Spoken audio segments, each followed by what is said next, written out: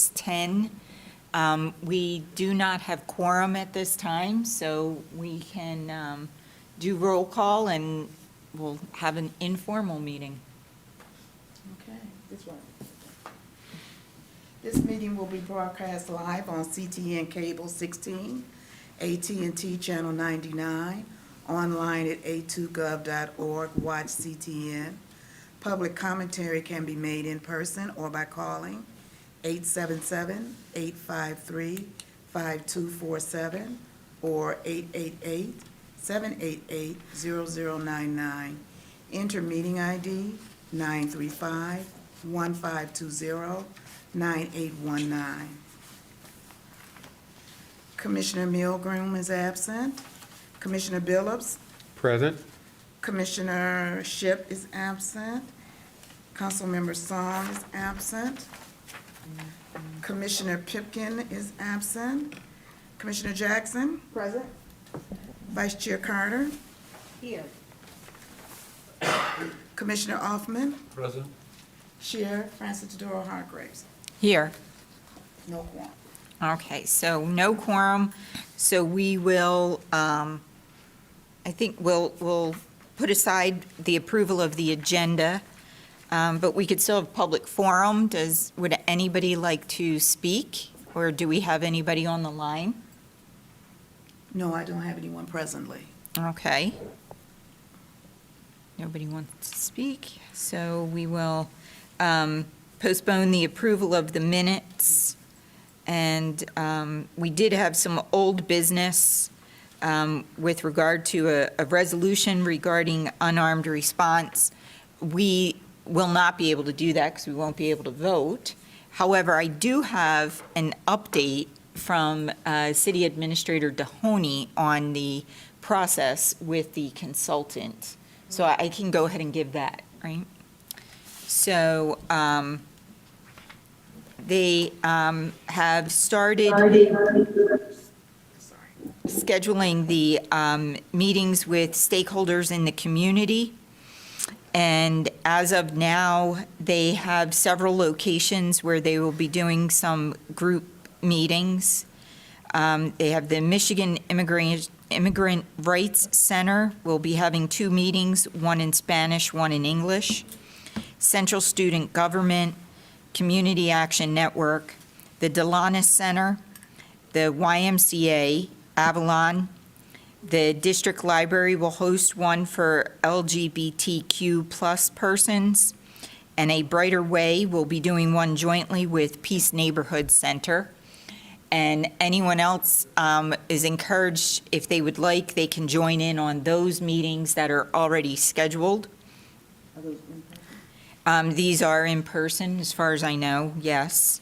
Or are they, is yours in person? Yeah, ours is in person. Okay.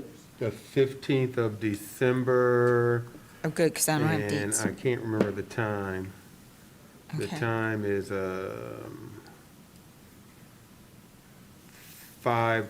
6 o'clock till 7:15 or something. Okay.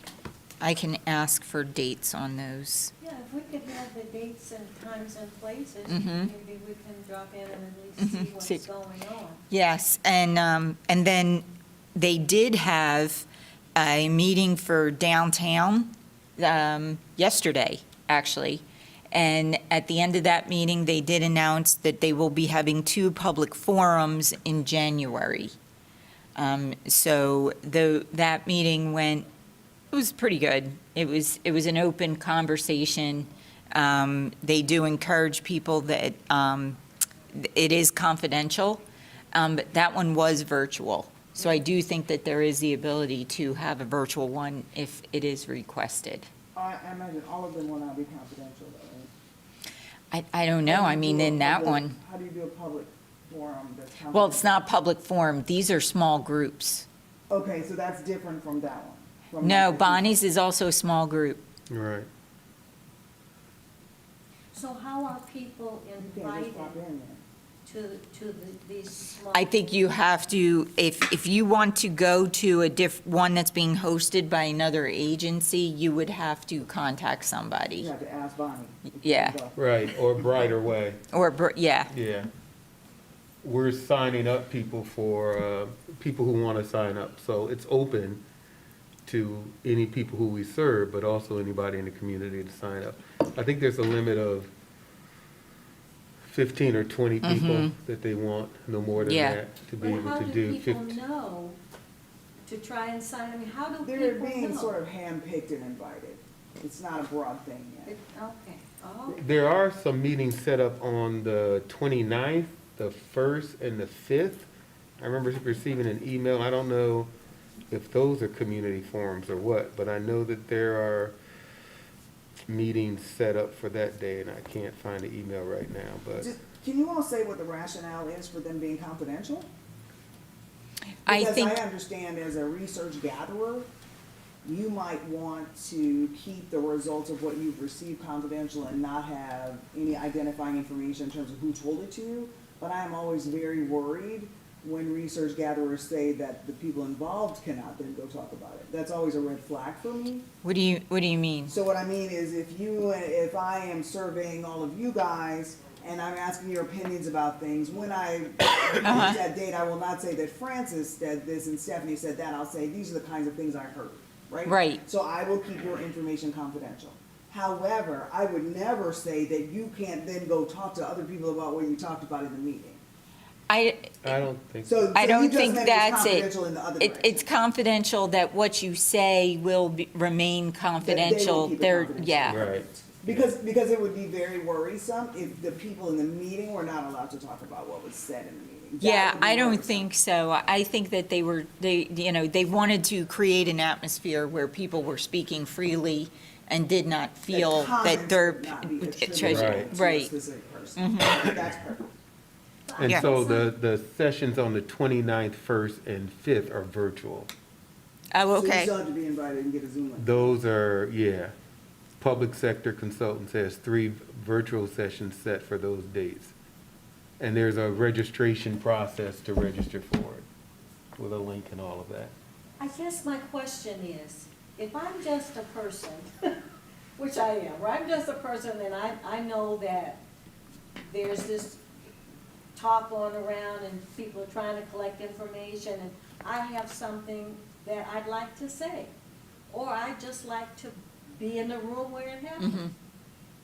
How do, and let's say I'm not connected with the Loudon Center or any of these, how do I know what's going on? So my understanding is that the city is supposed to be, and the consultant will be notifying the greater public regarding the public forums that'll take place in January. Okay. And that is, those are going to be directed more toward the greater community, Oh, along we're not with supposed the, to know.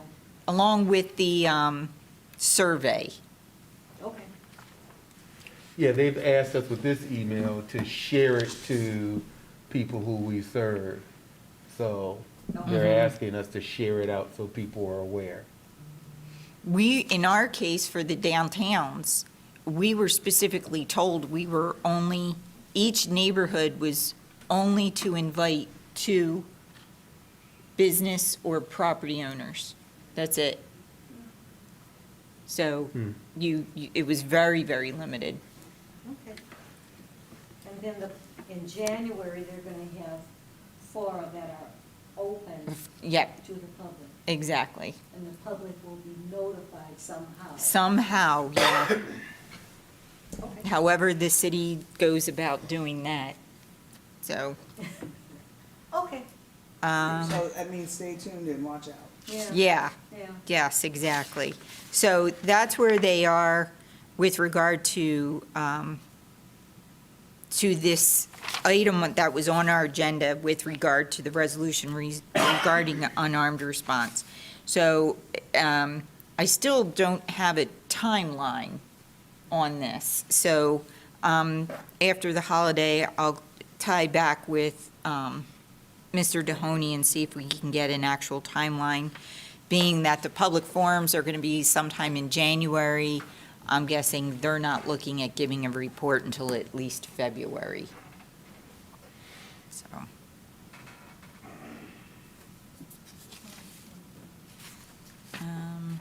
It would just seem, they just had another killing in Detroit.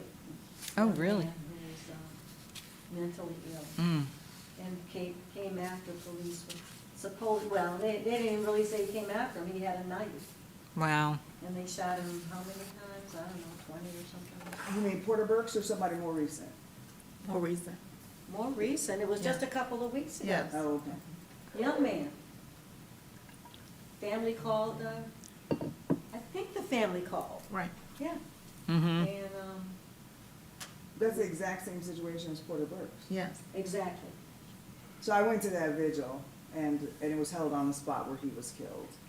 And the bullet holes in other things, like somebody had a tour bus across the street, and the tour bus was riddled with bullets, but had it not been there, that man's house where he slept and his children slept would have been riddled with bullets. And I think it's causing conversations about crisis intervention, because there was a crisis intervention person who was having conversation with the young man at the time, and he took a step forward apparently with the knife, and police then decided to shoot him when the crisis intervention person was in the middle of doing crisis intervention. Oh, wow. And so I know people feel like crisis intervention is the solution to these kinds of problems, but not if there is not a hierarchy, not if there is not Yeah. I mean, it's just painful because they called the police for help, Right. and their child is not dead, and again, and again, and again, so. But it's just causing more conversations now, not so much about training, but about what it means to even have crisis intervention teams, and what power they have, and when, and whether they get to dictate what happens in those situations, because if they don't, they're just another bystander.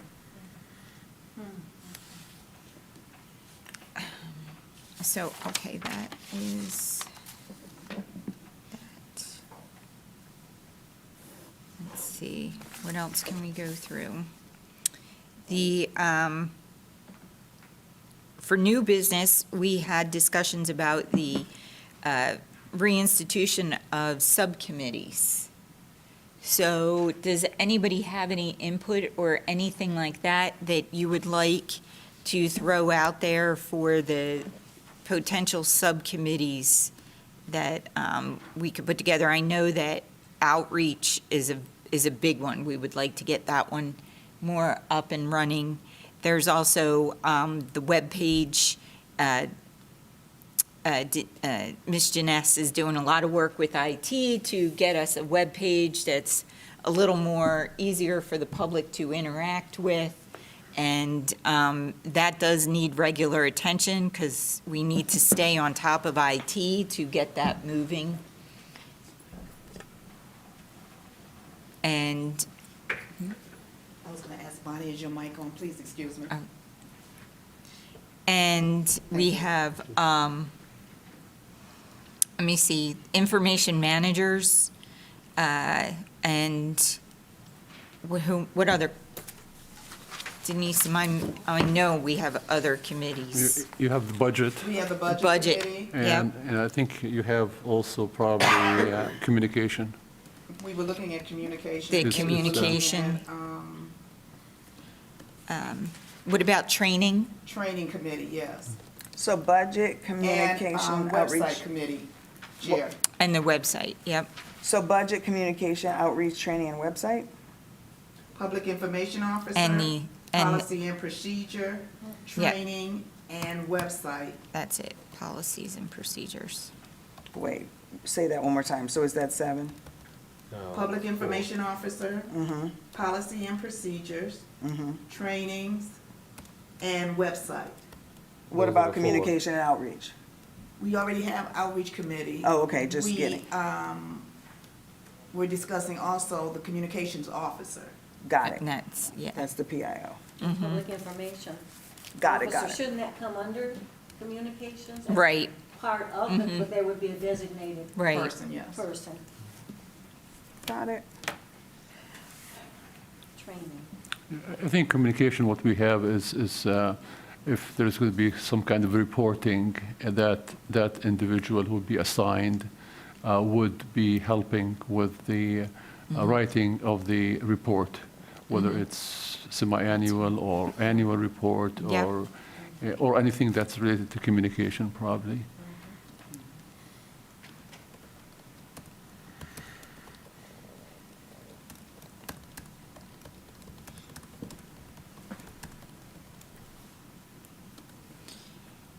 Was it the plan to still have the chair and the vice chair as the designated public speakers for the commission? I think so. So, okay. I think Yeah, so. that was a thought. I think it was tabled. It was last tabled, Right. but Yeah. Meeting so that we could Just actually have the chair continuation and to vice what we chair had both in here the to past. discuss it with. But Before as you of were now, we have a voluntold. quorum, Right. Yes. Well, it seems You to should have me- just voted. Yeah. It just seems to me that we only need one public information officer. And if that person is unavailable and the vice chair is contacted, I would like to be able to say, our public information officer is unavailable. I'll let you know when she's available.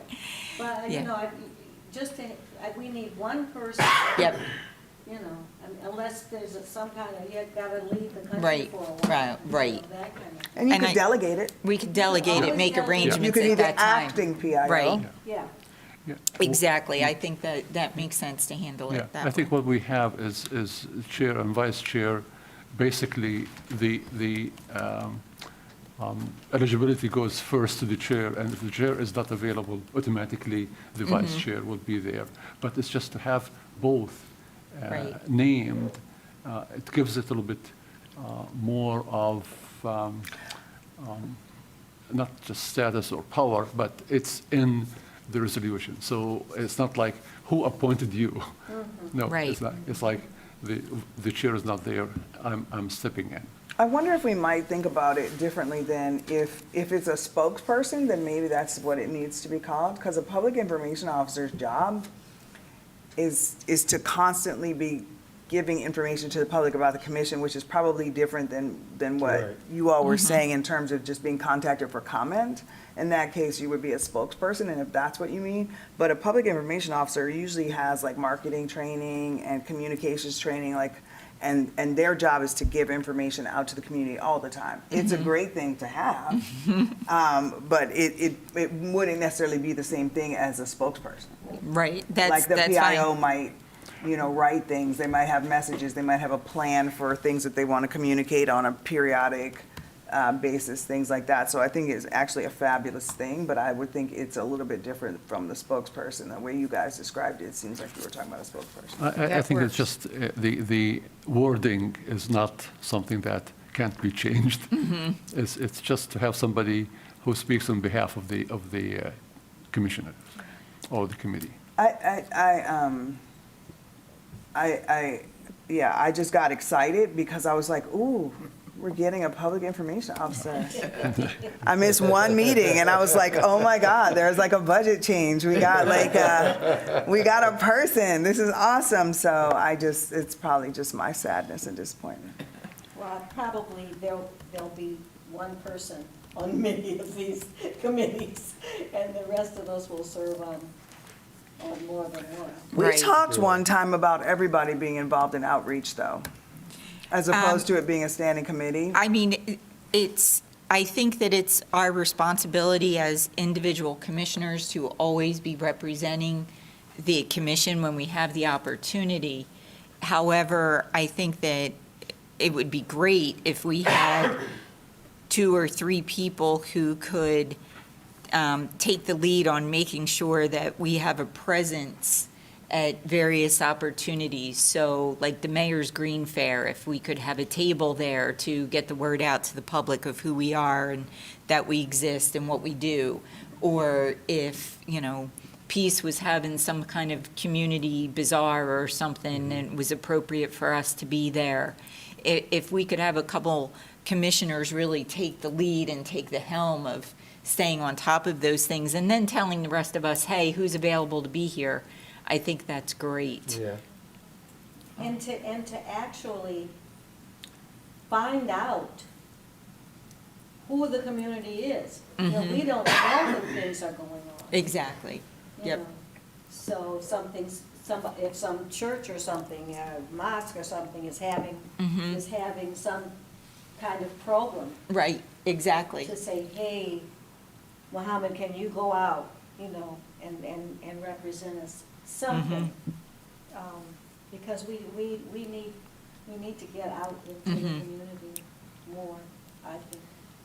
Yeah, I think the former subcommittee, the outreach subcommittee, we had, prior to COVID, we had a list of institutions, a list of worship places and other community venues where we could interact. We still have, is the list still around? The list is somewhere, I think it's documented because I think we provided that as a material way back in towards the end of 2019. Okay, hello. That would be good, 'cause DeAndre that's what we and, talked about having. Yeah, And I we- just we wanna- had- We had a list of those. I remember 9, 10 probably Okay, of community institutions that, that's what we're talking about doing, there's no point in reinventing. exactly, the exactly. wheel. We've got it already. Exactly. I think we can revisit some of the reports from the commission And or if we have subcommittee. a list like that, if we compile these, Yep. then maybe we can send out just some kind of a, hello, we exist, this is Yep. what we do. If you're having an event, if you're having people, you know, we'd be happy to come out and speak about what we do. Yeah, no, I think that's great. I just want to caution all of us that I know it seems like COVID is over and we're not wearing masks anymore, et cetera, but the rates in Michigan are still, or at least in Washington County, are still moderate, but RSV is up, and so different kind of virus, but, you know, Sure. problematic, and so we still have to be mindful of how we're interacting with people and whether we're doing that in person, how we're doing that in person, and so I was reminded of that yesterday by someone who has a compromised immune system, and just that we probably need to be masked up all the time, and that maybe we need to consider doing a balance of things virtually. And I know lots of people in lots of places are in person because they have to be, right? And so there's obviously a mix of things going on, but just for us to be mindful too, especially if we are privileged enough to have health care and we're interacting with people maybe who don't, and that, you know, people may be even more vulnerable than we are, so. Just to keep in the back of our minds as we're thinking about stuff going forward, because it's supposed to get worse before it gets better, December and January, with also adding flu in there. Right. It should be the Yeah. perfect storm for, You're right. and No. Mott is very busy right now with RSV, but I know some of my college students are having it as well, so. What does everybody know, what does that stand for? Oh, gosh, I can't remember. Respiratory something Syncytial virus. Yeah. Respiratory syncytial virus, it affects the lungs. Respiratory, what kind of virus? Syncytial, it's like something that affects the tissues Oh, and the lungs. It's not the same as COVID. right. And it's like, it has symptoms of flu, symptoms of, if you have a little bit of lung infection or so, it's really gets you into trouble, especially young, And old. And old. like infants and older Yeah. people. And it's I would airborne as well. And so this and It's flu very- and COVID It's a and, very, so. I think probably very, in terms of the spread and in terms of potency of the infection, it's quite virulent. It's not, you know, COVID, sometimes you have to be in place for certain amount of time and enclosed, but with this, it's It's just out here. just out there. Yeah, And, maybe what's good too is, like Stephanie mentioned, if we can get a group of, or a list of places and emails too, the outreach can put together a flyer that we email out. And, and we'll do Zooms or meetings like that too. But I think that is a great idea just for the winter. People don't like going out anyway, just because it's too cold. So we just send stuff out, and it gives us time to get these things flowing and get stuff put together. So I think that's awesome. So I do think outreach and communications will probably work closely together on a lot of things, for sure. And maybe the webpage falls into that. We did send some examples to IT of other web pages of other municipalities, and they'll see if they'll put something together for us. Hopefully, that should be up and running.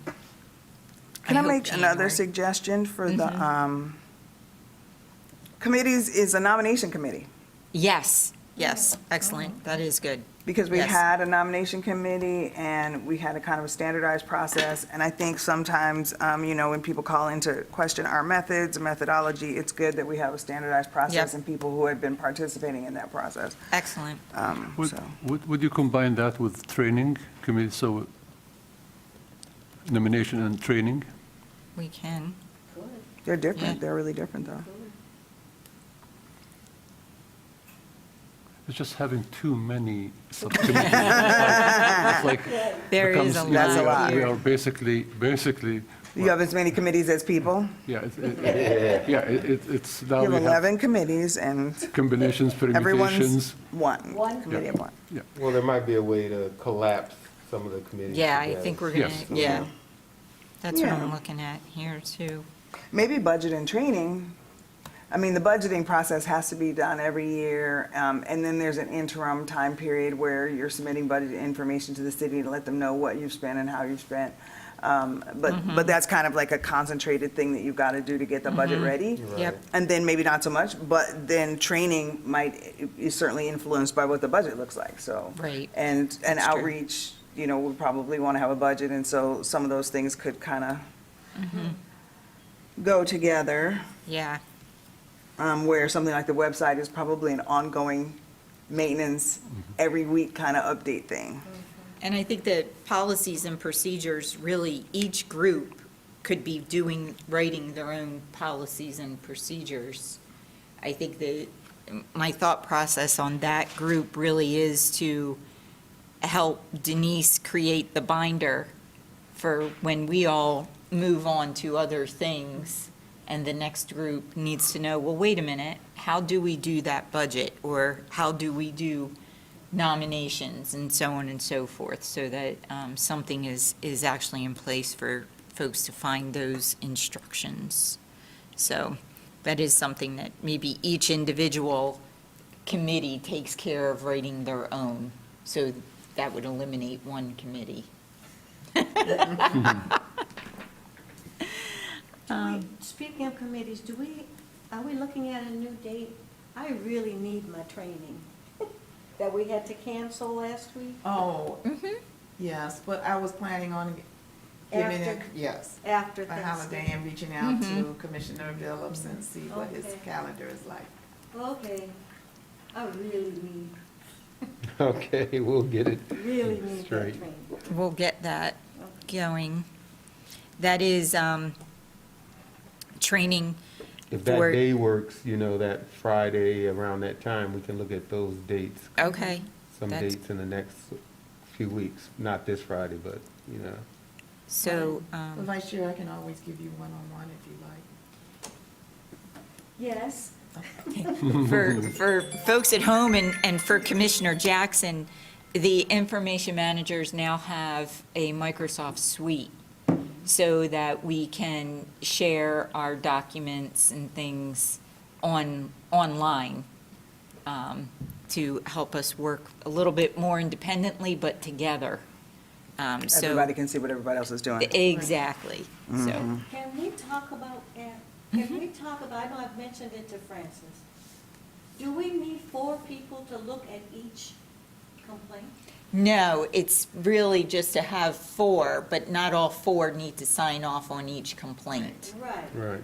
So Because I thought at one time, I keep doing that. That we were assigned to certain complaints, but then it looked like we all were all assigned to the same. Well, what you can Same do, ones. we were hoping that if we, so that way, if somebody has more time to review more, we could get it done.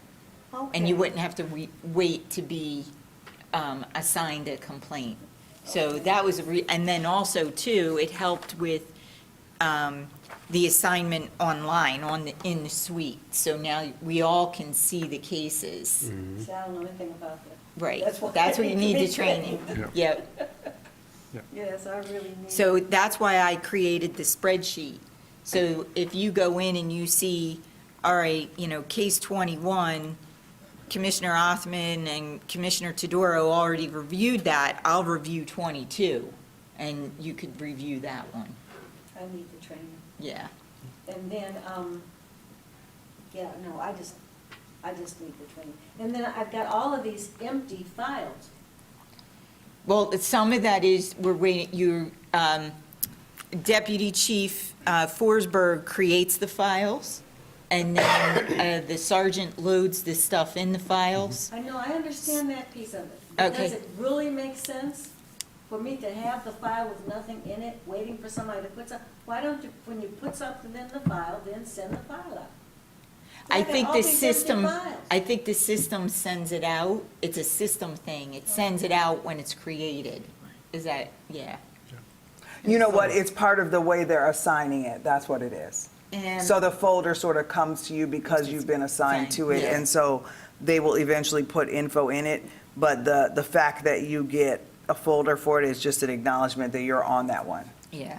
And then you have to later wait for it to be populated. Correct. Sorry. That's exactly it. I guess that made sense to somebody. I thought you were watching So- on TV. I think that's the thing is, we all should have our suite. So if you do have it, you could go in there and play on it. Mine's up, but we'll get you training. We'll get on it. No worries. I think one of the issues that we have is to really proceed and do the review of the complaints a little bit at a faster pace is if we have things that are standardized, and also we don't have to go and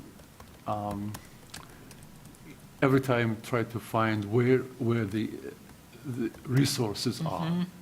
And what you need to do is we need to have a folder that has all the cases with the materials, whether videos or investigations, say for 2021. Just click on folder of 2021 and you see all the cases over there. And what we need to do is we need to have somewhere, I think we discussed that earlier, is to have some indication that if you look at any of the cases and you say, did anyone review that? And if you see, you'll see Commissioner A or B or C had an X on one of the cases, it means that the case is being reviewed. Or if you have 2 X's or whatever, it's done. But we need to have, because the information is in the form of an Excel file, we need to convert some of the fields or columns from Excel file into a Word document. So what we can do is we can write our own review, our own recommendations. Right in the same. Exactly. So all what we need is basically one main Excel file for all the cases and being reviewed or not. And also what we need to do is we need to take each case by itself, taking all these main columns, because we know the number, we know when, we know the complainant, We know the officers who were involved. We know what the complaint was. What was the disposition on part of the police department? Now, our turn is we review all the material that is associated with the case, and we indicate in that Excel file where we are with it. Now, when we are done, we need to take that material and make it into a Word document, so we can write our own recommendations. That, it makes sense to me. I get all these folders, and I said, oh, okay, let me take time and sit down and go through these.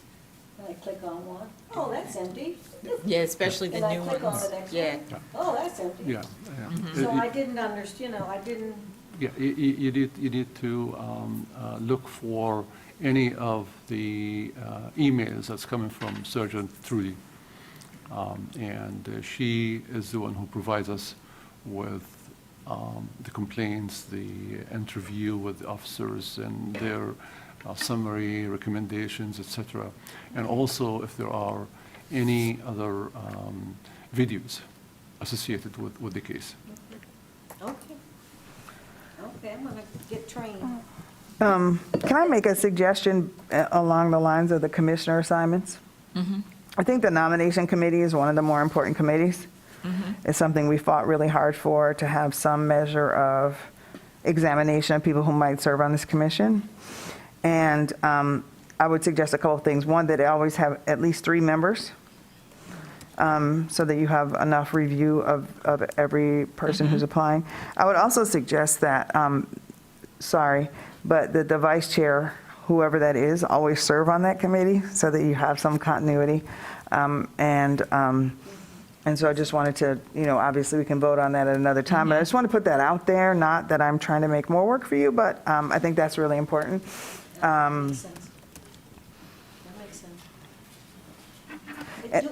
Do we have policies about, well, I guess it's after nominations, about attending meetings?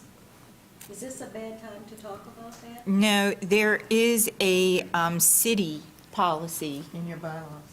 Yeah, it's in the bylaws. So what does it say? I don't remember off the top of my head. Because I'm sorry, we got commissioners who haven't been around, Mm-hmm. and I don't know what to. So sometimes people, we know that that's going to be the case, and they're doing lots of work offline. Sometimes they're uncommunicative and unhelpful, and that's a little bit different. It does kind of talk about that in the bylaws a little bit, in terms of how many meetings you can miss, with, without any sort of notice or explanation, for example. So if you got sick, for example, and missed 3 meetings, but we're doing work Right. from your hospital bed, then that would be fine. And a little heroic, but, and we did have a commissioner who would go away every winter for several months, but was still doing work, so that we knew that, anticipated that, et cetera. So there is some language around that, and then it's kind of up to us to do a little bit digging about who's not here. For example, we know that our student member is doing final exam-ish type things or midterm exam-ish type things, but is usually here, so that's different. But so you guys, not me, can explore that. I'm gonna have some conversations with folks about how much, they want to continue to participate, which then is sort of what I was thinking about with the nominations committee then. And then probably we need to actively think about finding new members for this commission, and probably doing that in a little bit slightly different way than we've done that in the past. We've gotten lots of recommendations from people who are fantastic, which is great, but I think we need to be a little bit more pointed about the kind of work that we actually do, and see if people have the capacity to do that work, and that's probably got to be prioritized over some other things now. So just a thought. And can I ask an unrelated question? Sure. Is there information from the city administrator's office on police chief search? Yes. I was going to do that after we finish this item. Okay. It just said communications. So. I just have questions. That's fine. So are we done with the subcommittees then, or do we have anything else? So, I- I just want to know, are the members of the committees going to be appointed, or do we volunteer? Oh, you're going to have to volunteer. Yeah, I think it's better to volunteer. I dare you to appoint So- someone to something they're not good at. Yeah, so what I would like to do is, once we're done here, Denise and I can gather what notes we've taken. I'll put it in an email describing everything we talked about for each committee and ask folks to volunteer, and they can respond to Denise. Notify the mayor. That doesn't seem right, does it? That's probably left over from old school stuff when the mayor did all the appointments to all the commissions. Well, no, I mean, they still, I mean, the only thing we do is make a recommendation to council. Are you talking about nominations? Well, this I mean, is- they're nominated by the liaisons I think and, she's talking about attendance. oh, I'm so sorry. I think Oh, okay. in the bylaws. I apologize. Ms. Janess just handed me the bylaws, and it says, members are expected to attend regularly scheduled meetings and to notify the chair and staff liaison in advance if they expect to be tardy or absent. If a member misses more than 3 regularly scheduled meetings in a 12-month period, the chair shall notify the mayor and may recommend removal of the member. And that's interesting because I think at that time too, the expectation was that we were going to meet bi-monthly. So the intent of council was for us to meet 6 times a year. Right. And very early on, we realized that we needed to do much more work than that, and we would have to meet every month. And so I don't know if that number might change. That's certainly bylaws, you could suggest some bylaws changes or That's whatever. 3 out of 3, so half, that would have been. Perhaps, yeah, perhaps that was the intent, I don't know. I wasn't privy to that, but I know at that time, the expectation was that we were going to meet 6 times a year. I got you. Just throwing that out there. Okay. Darn, we're serving without compensation? Don't start that conversation, because I'm going to file for some back pay. Okay, Yeah, so, there's another issue Yes. is we looked at the Open Meeting Act, and there's no committee or subcommittee that would probably convene and discussing things without being in public. The one thing that we have is information managers. We are looking at something that is quite not public. And I think probably that subcommittee maybe is exempt. No, you just don't ever hit the number, and you're not meeting together as a group. What we need is because we are reviewing some kind of private information, whether it's the video or deliberation and all Right. that stuff, and it's not yet public. But you're not exempt from the Open Meetings Act, you're just not meeting the threshold for having to do that in public, and that's by deliberate. I mean, that's on purpose. You all 4 are not meeting to review a case. There are 2 of you reviewing a case and 2 of you reviewing another case, so you never meet the threshold. And that's why you can review that confidential information without, I mean, know in my the- mind, I think the information I know should be the public, but. The case that he had, there was, I think, 4 members from a board that met, and 3 deliberated and 1 did not, but he was like on the emails, and the court had sided with that they were in violation of the Open Meeting Act. Yeah, I cannot imagine us wanting to go to court, because then we'd have that, is the city representing us or is the city representing the city? And we'd be Right. out on our own kind of thing. So I think we just want to make sure we stay under that threshold, which for us is 5. Right. So as long as you're under that, but you're never even close to that, because there are only 2 people, and you're usually reviewing independently at your own house and your lab, in your system, your secure system. Yeah, you're not meeting or deliberating, Right. you're just doing the work, so you're not even close to violating that. okay. So I do have, for communications, I do have two more updates from Mr. Mahoney. One is the police chief search, and it is pretty quick. So we had, they have 4 executive search firms respond to the RFP. The RFP is still currently, needs to be scored and a selection made, so that has not been done yet. Once that is done, we will be brought on board so that we can provide our input on the qualities we would like to be looking for in the next chief.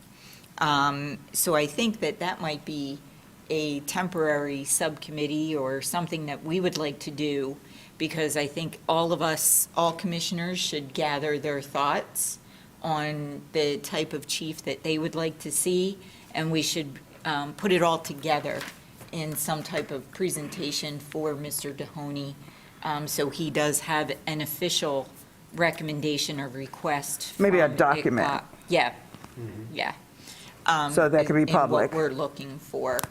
So I don't know if any of you have any other thoughts on that, but I would like to see it, something done that we can discuss maybe at our January meeting or something that we put together and officially forward to him. What questions did you have? I think that's my question. Where are they in the process? Oh, okay, yeah, that's pretty much where they are. So I don't know who's reviewing the 4 firms, the 4 RFPs. I'm assuming that's HR, because that's who did it last time. But I can always follow up and we can ask him about that, how they go about that. Yeah, I think it might be interesting to find out who makes that decision ultimately. And yeah. I think he ultimately makes the decision. I was just wondering who's scoring them. Right, and who gets to, and as much as we try to operationalize those things, there's so much subjectivity in them. A question is who's scoring them, but also how are they scored? And so I think those things are always, I think they actually turn out to be significant. And I think we have actually seen some examples where the ways in which those things have been scored have had an impact on us. And I think it's important to understand the who, but also the how. Right. I don't know that the city is going to be willing to share that, but I think that is what I would want to know. Yeah, and I don't know, I actually did not read the RFP. I did not get to see that. I'm assuming it is public. Yeah, so I was going to didn't- say, Ms. Janess, could you get us a copy of that? Sure. I feel like it's in register. It's probably out there somewhere. Chair, I think it's a good idea to send something to the commissioners, and maybe you and Denise would send that, and the replies or recommendations from the commissioners should be sent to Denise, not to all of us. Right. Yep. Yeah, because that would be some kind of, again, Open Meeting Act. We don't want to be seen as we are influencing or deliberating some of these issues. I think if they individually go to Denise, that would be, and she can compile those ones, and at the No. end, maybe you can. Well, yeah, if you discuss send them to her, I mean, they can Yes. be compiled by Yeah. Francis Yeah. or Stephanie or whomever's going to write it, but Yep, that's perfect. I think that works very well. And the last update is the AAPOA negotiations between the city and the union for the new contract. So we had, myself and Vice Chair Carter met with the negotiation team and Mr. Mahoney to receive an update. And at the March meeting, we had asked for feedback and requests regarding the new contract, and we did pass our comments and requests to City Administrator Mahoney in an April meeting. And during the last months, the union and the city have made progress and are close to an agreement. However, one item is outstanding, and that is one of our requests. So the city did make a request regarding the ending of binding arbitration. The AAPOA replied in the negative. Just for termination, right? Binding arbitration for Right, termination. yes, just for termination, Okay. yes. And they replied in the negative, and the city is not in a position to force the matter. So therefore, we will be removing our request from the negotiation table so that the city and the union can agree to move the current contract forward to city council, Why would you remove your request? because otherwise the negotiations stop. The other part of that, too, is that we asked, in the last 5 years, how many arbitrations have we had with regard to termination? And it was minimal. I think one, when you have fired one officer who gets their job back because of arbitration, one is problematic. And I understand that, and there was I understand that. I think we have seen that. I mean, I think we have all been here long enough now to see that one even, so I think we've seen the consequences of that. I think also, if you all could check for me, I believe that we did some work the last time around on the look-back period, and that look-back period got extended. Yeah. Can you make sure that the look-back period got extended for everything and not some types of discipline and not others? Because my understanding is that it should have been for everything. Is that how you understood it? For, When we did it 2 years ago? I don't know. I don't remember what it was 2 years ago.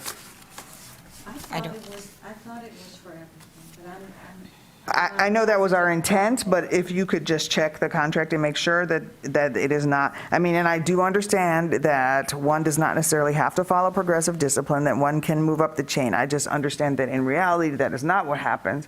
Progressive discipline is almost always used, and, when you are considering exemplary conduct, you can do that for forever. And so a look-back period of 4 years for every kind of discipline is not unreasonable.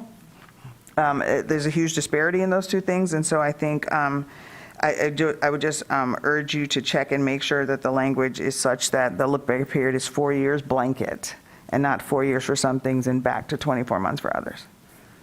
So you're thinking that they made an agreement on the last contract and they are now changing it? I'm just wondering if it was ever actually made in that case, that it was actually extended to 4 years for everything. All right, I actually have the contract here. I don't know where it is, though. I have these marked. we could send a, Yeah, now that yeah, we can always, because I know they talked about it at the meeting that we had. yeah. So, okay. So those are the two things that came out of that, and those are all my updates, I believe. Let me make sure. Can I just say a couple of things? Mm-hmm. First, hi to Councilperson Harrison. I don't know if she's been appointed Yeah. You're sworn in and everything. Last night at the meeting. last night. So Did- they did you get haven't it? assigned you to And any. I mean, they kind of, like, so I'm gonna have it talk, but like, they haven't officially, Okay. yeah. I just And wanted. actually, Lynn, she texted me, she's like, oh, I forgot to say I was going out of town. So she texted you, but that's why she's not here. She did. She is out of town, and if you are officially part of the commission, we'll get you all seated. Make sure you're here for our January meeting, Yeah. for sure. Yeah. Yeah. Awesome. Yeah. So the other thing, now it's 7:00, and we have a commission of 11 people? Is that right? 11? Yes, we have 2 vacancies, so that So leaves 9. nine. Mm-hmm. And we can't even hold a meeting. Because people don't show up.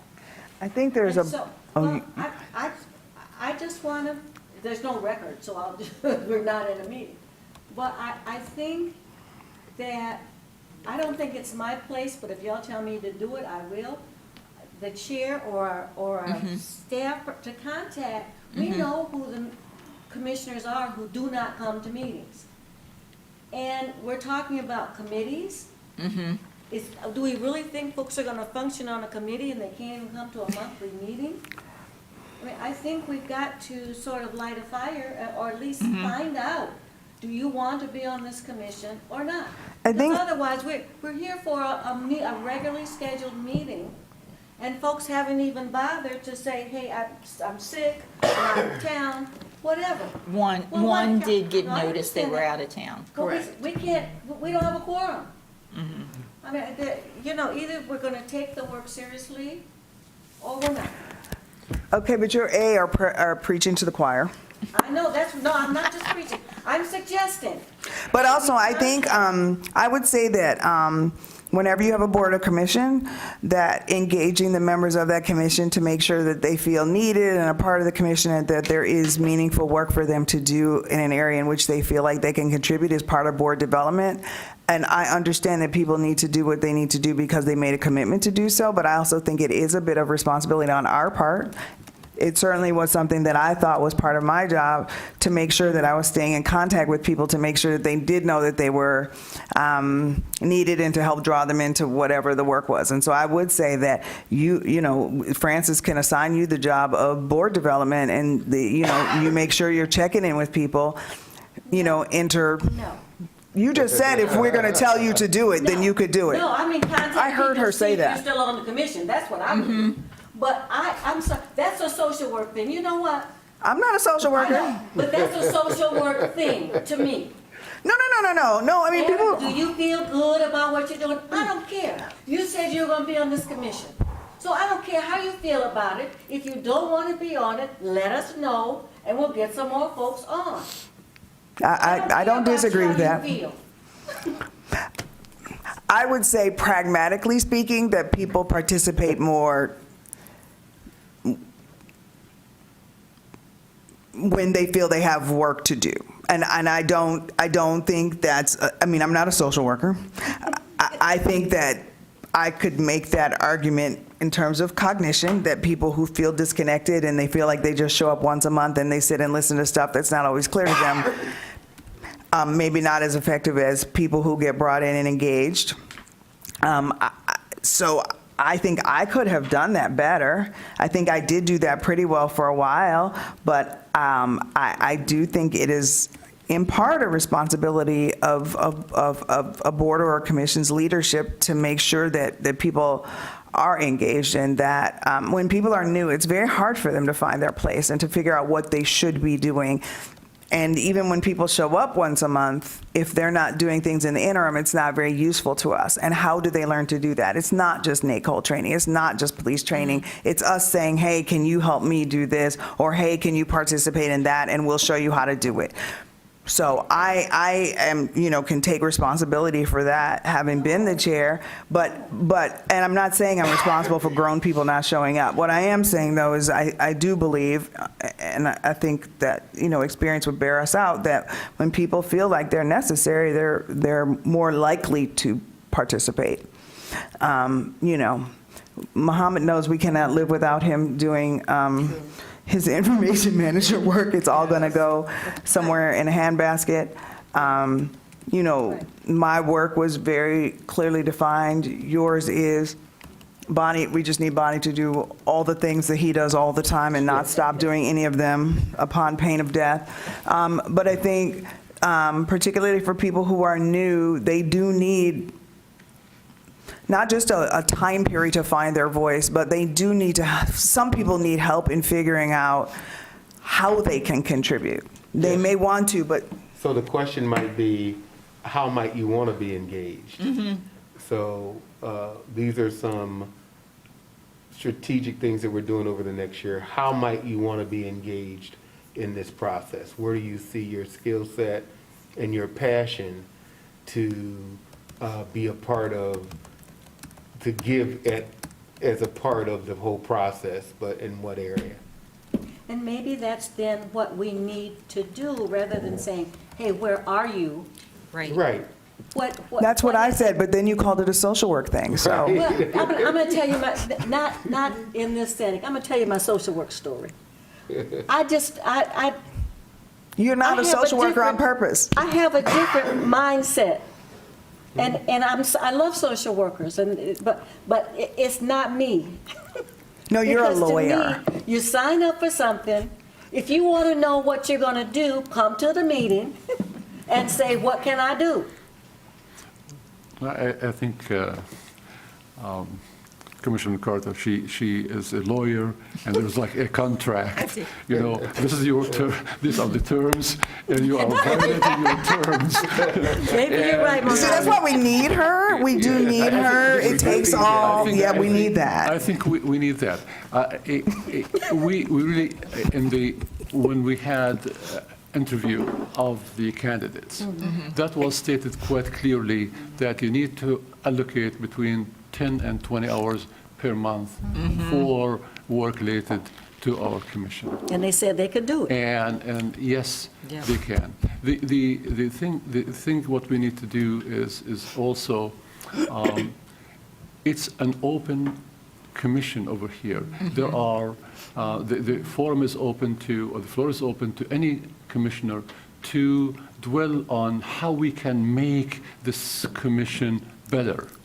So they can have their own individual input in how they see things, or from their perspective of their interest. You know, they might be experts in certain areas that might also help us whether better reach out to the community, or improving our training, or improving our deliberations, or being part of a positive work going forward.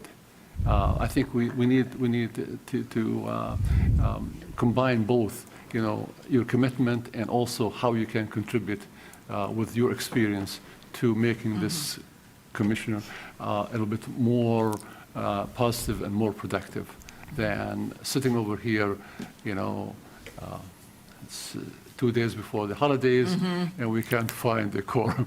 Exactly.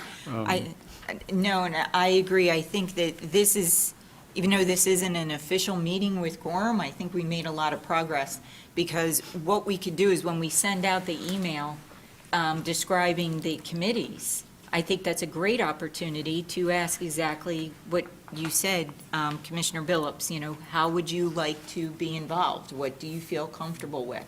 I think this gives them a great opportunity to step up and, you know, Ms. Janess, do you want to, I am here with her at least 1 hour a week in the building, in the office. So there's lots of opportunity for commissioners to be able to be flexible if they want to come in, or if they want to be present here at the building at various times. So we can encourage that a little more too. That might help people feel more comfortable taking a role on. But I do think we need to get our vacancies filled and make sure we're meeting regularly and filling And probably seats. a little bit of extra work up front might prevent some lack of quorum later. But I think that's something that we need to think about before we get new commissioners. We have to make sure that we are consistently engaging them and helping them figure that out, because I do think it's very hard to do it. You know, I was thinking there's a bit of privilege in this too, a little bit, that we might want to be mindful of. Many of us have interacted on boards and committees before. Everybody at this table has. All of us have done that before. And if you have not, then you don't know how it works. Some of this Robert's Rules stuff is off-putting. And I think what we want is a wide diversity of kinds of people here, not just people for whom this is comfortable and normal, because there are lots of other people who bring so much value to this work, and we need those people. And so I do think we have to figure out how to make it less foreign, how to make it less off-putting for some people, not everybody. But there is a bunch of privilege that the 5 of us have, and I don't think it's fair to not acknowledge that. And so we know how this works. We know how to do this. This is easy for us, but we need some people for whom it's not easy, and then we shouldn't make it harder on them. I agree. I agree. That's a good point. I wonder if we can contact. It's not a real meeting. You can say what you want, I Yeah. think. I have a question. I asked this Say it, go in the mic, maybe. Yeah, so the public can hear you, yeah, I for don't- people at home or I the don't know. recording.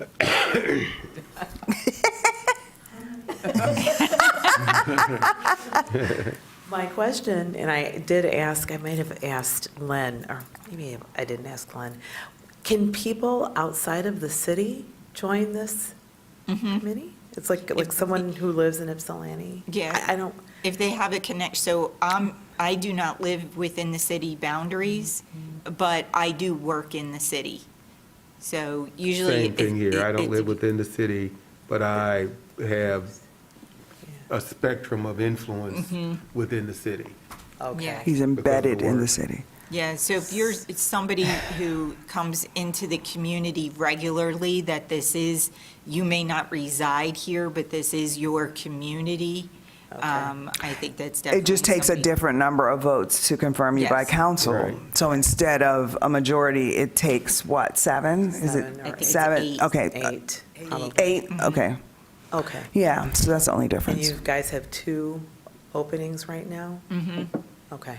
I was thinking about recommending somebody, and but I believe that individual lives in Ypsilanti, so thank you for confirming that. And that's any border commission in the city, I believe. I Right. believe there's some by law that you have to live in the city. Okay. But I think most of them, you can be Okay. outside. Cool, thanks. I could be wrong. Thank you. Well, let's see how it works. Let's see, I think it's a good plan, I think, to put out there. And I think without jumping into any hoops and conclusions, we should give the commissioners who are not at the meeting the benefit of the doubt. That's why they call and say, I can't come. Yeah. That's the benefit of the doubt that I think we should give people. Right. Yeah. If I can't attend, you know why I can't attend. Because I'm sick, I'm out of town, I'm Right. something. But I don't know, it seems to me there's a level of responsibility, regardless how, well, never mind, I've said enough. So I think, going back to Commissioner Jackson's comment too, I wonder if we can contact the new center, and perhaps they have some handouts or some training for people who've never served on a commission before that we can take and add into our training. It's a little different, because we're not necessarily a nonprofit outside, group, but there's going to be something in there about, like you're saying, Robert's rules, decorum, those things of what it means to be on a board or a commission. Because I don't know that the city of Ann Arbor actually has that training for like a initiation or anything for new commissioners. I'll check with boards and commissions. Yeah, I mean, I think that's a good idea, but I also think some of it's got to be specific to our work, and that we have to Oh, do some yeah, orientation absolutely. and some, and I just want to be, thank you, development. And I do want to be clear, I am not making excuses. I do think that these are things that we need to consider and take into account, and I think that it is to our benefit to do so. And, yeah, so I've said enough. But I do think we have to take lots of things into account, and I think that there are things that we may take for granted because we have done this kind of work before, and there are some things that seem obvious to us that don't seem obvious to everyone else, including how much they are needed. And I think that is, if I'm chair, then that is my failing. that people have not necessarily felt necessary to this process? I think having that number of subcommittees is really a sign that any commissioner is really important. Right. Because the absence of one, this means that we don't have enough people to proceed and move forward with the subcommittees. It's like starting with 3 legs instead of 4.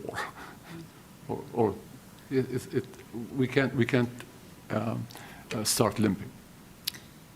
We need to be, just ready to sprint. Okay, so, no, I think that's great. We have 7 subcommittees here that we brainstormed, so I think my homework for this is to summarize these with Ms. Janess and get an email out regarding it, and then also a separate email regarding everyone's thoughts and feedback on what they would like to see in the next police chief, and they should send those comments and responses just one-on-one directly to Ms. Janess, and then we'll start preparing a document and for City Administrator Jahoney. So, is that it, you think? I think so. All We right. can't adjourn because we did We not can't have a adjourn. meeting. We don't have to adjourn, that's You know, it. I do have a thought. It's not a big thought. Okay. But nomination and orientation might be one thing. Right, I think we had said that, actually, or, It's not about board orientation. I'm saying that orientation could be the responsibility of the nomination committee. committee, right. And I wonder if you need a training committee as much as you just training is just, you might not need a committee for that. Just a thought. Well, Right. I kind of think it, right now, Ms. Janess is monitoring everybody's training, and I don't know if it's that people aren't just aren't responding or what, but we do have quite a few commissioners that aren't taking their initial training. So that's So- part of orientation. So that orientation group could be a busy group if we were to combine it all together. But I mean, maybe it's the same 3 people Mm-hmm. who are doing, Right, yeah. That's all I was thinking, because those things kind of fall together, and you were talking about trying to have fewer of them. So I don't think it needs to be more people, but maybe it's a thing you could collapse together. right. Okay, Well, happy holidays. Thank you. All right. thank you, and Happy same to holidays, you. everyone. Yeah, happy Thanksgiving. Happy Happy Are Thanksgiving, you guys all everyone. staying in town?